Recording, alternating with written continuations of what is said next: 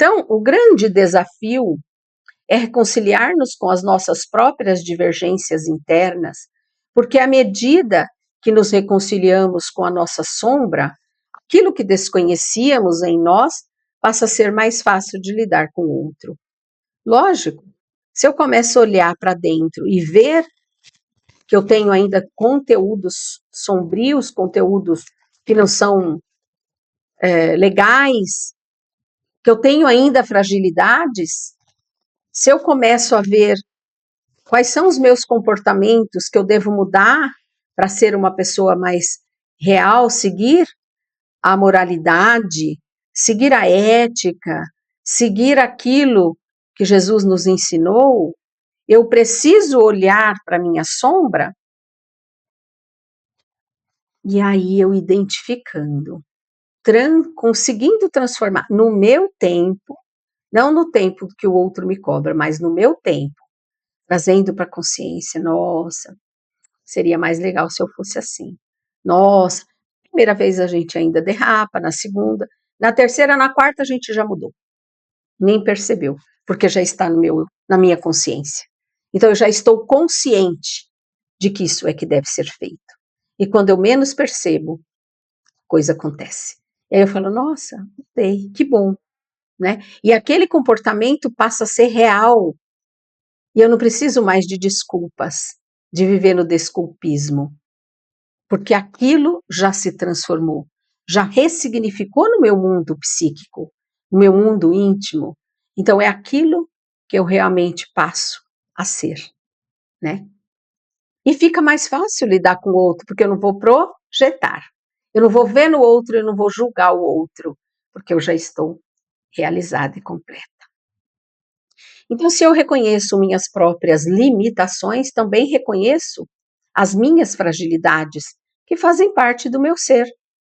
Claro que nós temos limitações, lógico. Nós estamos ainda no planeta, nós estamos aqui engatinhando ainda, nós somos crianças espirituais ainda, então nós temos limitações, lógico, mas precisamos olhar e ver. Precisamos entender as nossas fragilidades, os nossos medos, as minhas inseguranças nas situações que me chegam. Olhar para aquilo que fazem parte de mim. Eu não preciso negar, eu não preciso esconder mais. Eu preciso só olhar e falar, ué, quem não erra? Por que eu não posso errar? Por que eu tenho que achar que eu já estou e sou perfeito? Não sou. É fruto. Não somos ainda. O planeta não é, né? Nós estamos ainda saindo de provas e expiações. Aqui não tem seres perfeitos. Todos que estão aqui já caíram de muitos vagões, né? Nós estamos aqui ralando há muito tempo. Já estivemos talvez em situações melhores, mas fomos corrompidos, nos corrompemos, né? Não importa o passado, o que importa é de hoje, é aqui e agora, é o momento. Isso importa, para que a gente possa identificar e transformar. Passado, como diz, passou. O hoje que importa. O amanhã depende do meu hoje, depende do que eu começar a viver hoje. Aí eu vou viver melhor amanhã. Isso que é legal saber.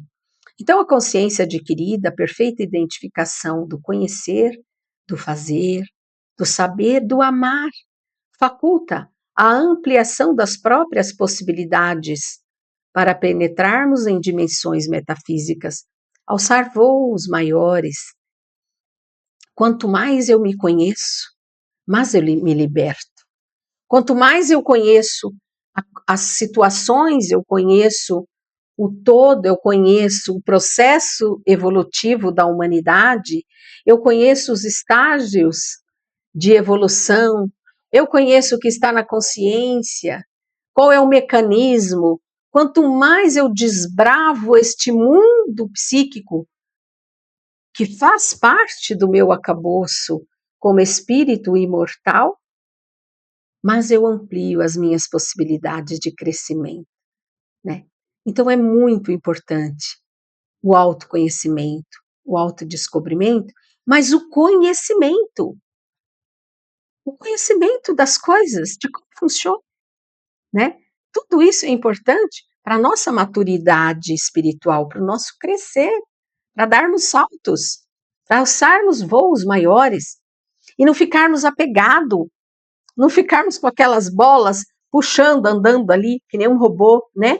Para que a gente possa voar, para que a gente possa ser leve, deixando os pesos, tudo aquilo que me prende, que me segura, que me puxa para baixo.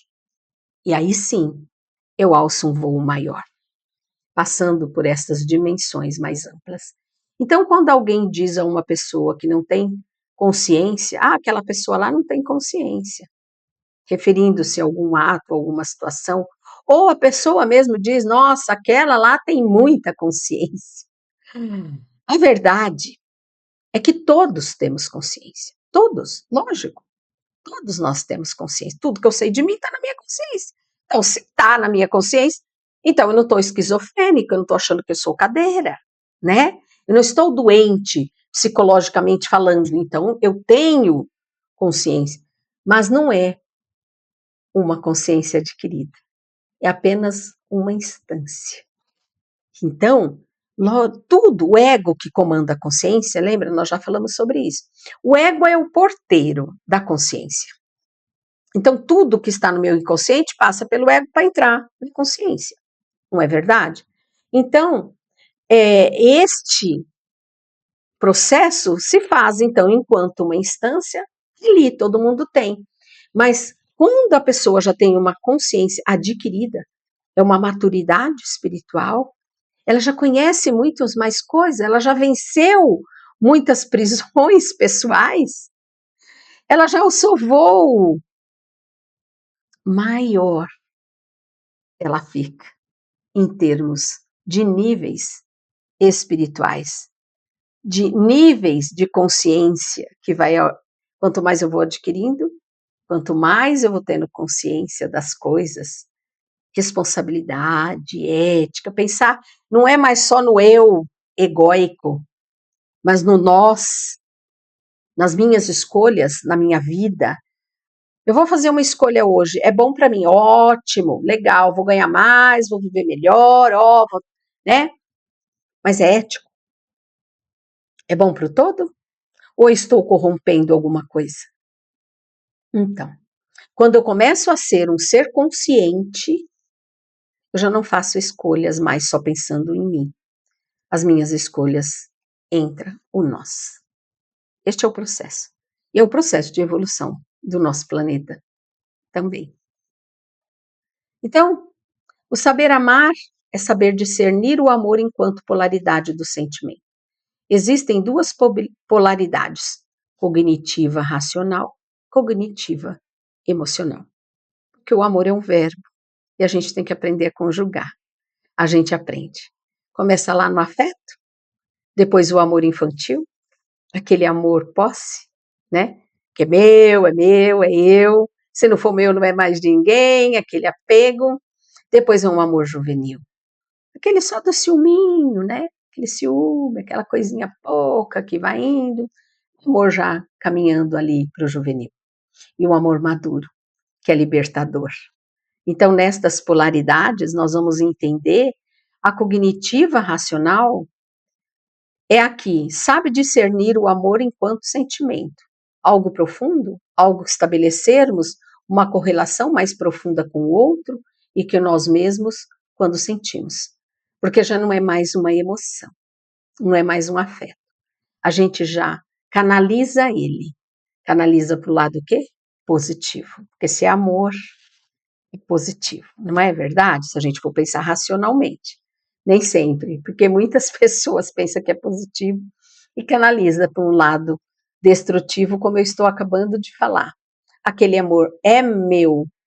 Quantos feminicídios, quantas mortes, quantos assédios, quantas coisas ruins, porque as pessoas acham que é dona do outro. E não somos donos de ninguém, nem de nós mesmos, né? Nós estamos aqui para aprender estes sentimentos, nesta racionalidade, raciocinando. E essa cognitiva emocional que são as forças que, se não cuidarmos, podem desgovernar-se e atingir um campo da consciência, criando efeitos devastadores, como as psicopatologias, as doenças graves, que não somente num processo punitivo, mas principalmente um chamamento para que o homem desperte a sua consciência, desperte dessa letargia que poderá levá-lo à ruína. Então, veja, quando nós temos essa emocional que não está fazendo uma ponte de transformando a emoção num sentimento, que a gente fica aquilo afetada por aquela emoção, que nos desarmoniza, nos estrutura. Ah, perdi, o que eu vou fazer? Não vivo mais. Ai, meu Deus, a pessoa me abandonou. Ai, meu Deus, o familiar desencarnou, foi embora. Ai, meu Deus, tudo aquilo que a gente vai somatizando, vai gerando um morbo psíquico denso, que eu vou crescendo e vai avolumando no meu eu interno, ele vai trazer doenças. E primeiro começa uma doença psicossomática, né? Que é aquelas doenças que o médico, você vai ao médico, ele, nossa, mas doutor, eu estou tendo uma reação, eu sinto uma sudorese, eu sinto um mal-estar, o meu coração acelera, minha pressão sobe, eu sinto, mas ele não encontra nada. Por quê?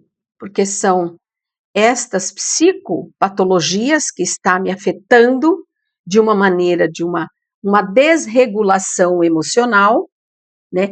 Um sentimento de menos-valia, ou de vitimismo, ou disso, ou daquilo, que eu preciso olhar para aquela situação e transformar, que eu preciso olhar o que está acontecendo. Calma, respira, inspira, desacelera, calma a ansiedade, põe os seus pezinhos aqui agora, fecha os olhos, se conecte com o seu eu mais profundo, com o seu eu superior, com o seu Deus interno. Calma, desacelere.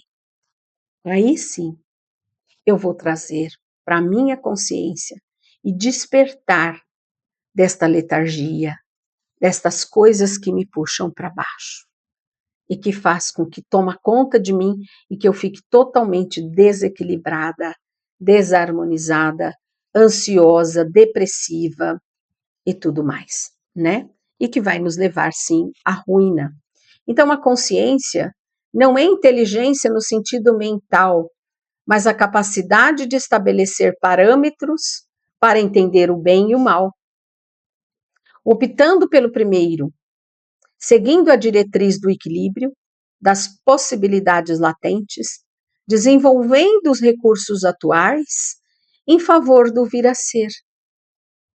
Quando a gente tem que fazer escolha, o que é o bem e o mal? O mal é a ausência do bem. Simples assim? Não. Eu não vou fazer para o outro o que eu não gostaria que o outro fizesse. Esta minha ação vai afetar o outro, vai afetar o planeta, vai afetar as coisas. A gente vai aos poucos entendendo. Qualquer criança hoje que nasce, ela já vai ler uma história em quadrinhos, vem da mitologia ali, já tem o pensamento mágico, tudo intrínseco nela. Quem é o bruxa e quem é a mocinha, né? Nós sabemos. E quando a gente não age por assim escolher, que a gente ainda escolhe, uma pessoa nos passa rasteiro, nos faz alguma coisa, alguma situação que me desagradou, às vezes eu não voo mais no pescoço do outro, o outro não voa mais no pescoço do outro, porque já passou por esse problema, por esse processo de lei de talião, né, olho por olho, dente por dente, mas às vezes a pessoa fica ruminando aquela raiva e aquela potencialidade que seria, que ela poderia escolher para o bem ou para o mal, ela canaliza de uma maneira tão destrutiva que ela joga a energia em cima do outro, que desarmoniza primeiro ela. Isso com certeza absoluta. Mas ela desregula se o outro não está tão equilibrado, ou joga aquela energia ruim em cima do outro, estabelecendo com que o outro se sente um peso carregado e não sabe de onde vem, Meu Deus, o que é isso? É alguém pensando mal de você? É alguém te mandando energia ruim? Isso existe muito mais do que a gente imagina. Então, nós devemos entender que o nosso pensamento cria. Não devemos nem pensar mal do outro, nem falar, nem ser ouvido amigo de ouvir coisas maldosas sobre o outro. Tudo isso nós precisamos ressignificar, estabelecendo o que é o bem e o que é o mal. O bem é olhar para mim, eu deixar o outro ir. Ah, o outro não é legal com você? Ok, você não precisa estar ali puxando o saco dele, não precisa estar ali com ele. Ele não te enxerga bem, ele te olha torto, não é legal, te puxa, te diminui, te puxa para baixo. Deixa lá. Oi, tudo bem? Tchau. Cada um que são cada um. Não queira carregar o peso que é do outro. Nosso. E nos libertar dos nossos pesos, para que a gente possa fazer as boas escolhas, escolhendo bem. Não foi isso que Jesus nos ensinou? Né? Doar 70 vezes 7 cada ofensa. É difícil? Claro que é. Então nem fique perto daquele que te ofende tanto, já sai de perto. Deixa aí, não deseja mal. Não deseja mal. Tem gente que fala, vou desejar mal. Não, só o que merece. Já está ali, ó, o magnetismo da raiva já junto, já jogando em cima do outro. Fazer escolhas corretas, né? A gente sabe o que é o bem e o que é o mal. O que nos faz bem e o que não faz. E quando não nos faz bem, cortar na hora. Não, calma, esse caminho eu estou percorrendo, mas está errado. Despertar. E nos tornarmos seres melhores. O vir a ser. Que todos nós temos as potencialidades latentes em cada um de nós. Adquirir a consciência no seu sentido mais profundo é despertar para o equacionamento das próprias incógnitas, com o consequente compreender das responsabilidades que a si mesmo diz respeito. As minhas incógnitas, o que eu desconheço, o que está ali escondido, o que está na entrelinhas. Despertar para isso. No dia a dia, em cada comportamento, em cada ação, em cada atitude. Não é esperar um grande acontecimento, eu vou ver quando eu estiver lá. Não, é no seu dia a dia, no seu caminhar, na sua trajetória diária, ao dormir, fazer um balanço do seu dia, o que me afetou hoje, o que eu fiz que não foi legal, o que eu fiz que eu não queria que o outro fizesse. Foi a minha atitude. Gerar culpa, mas para que amanhã você não repita aquilo. E quando você percebeu que errou, pedir perdão a Deus, a Jesus, a si mesmo, e não carregar aquilo. Deixa aí.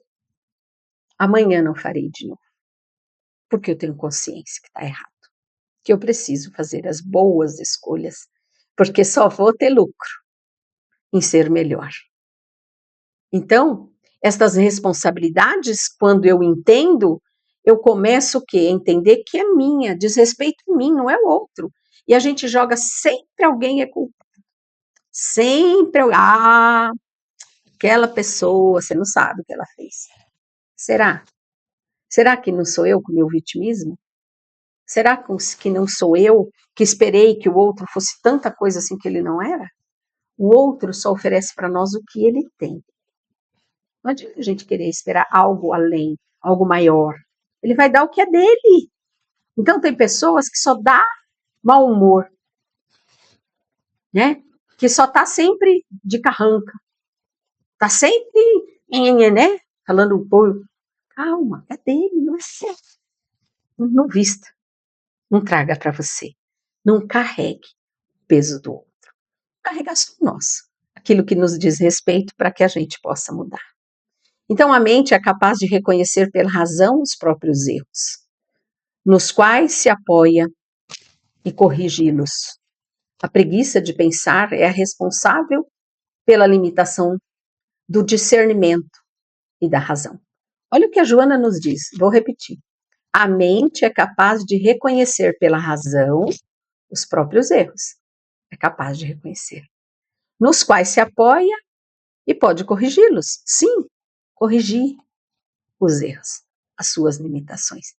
Mas quando a pessoa tem preguiça de pensar, né, que é a responsável pela limitação do discernimento e da razão. Aí eu fiz e não quero nem saber. Aí eu faço e não quero nem olhar. A gente não traz o discernimento das coisas. Não olha pelo lado racional. Será que está certo? Será que eu não poderia ter feito algo melhor? Será que não podia ser melhor para mim? Será que eu não podia olhar o que eu realmente quero? Quero ser feliz, nós nascemos para sermos felizes. Somos filhos do amor, filhos de Deus, né? Nós temos grife, somos filhos do Criador, né? Então é importante que nós saibamos disso. Então, gente, por hoje é só. No nosso próximo encontro, nós vamos falar dos níveis de consciência. São 5 níveis. Nos aguarde. Uma boa estadia, uma boa semana a todos. E até daqui a pouco, no nosso próximo encontro. Que Jesus abençoe e proteja e que nos envolva na sua paz. Gratidão.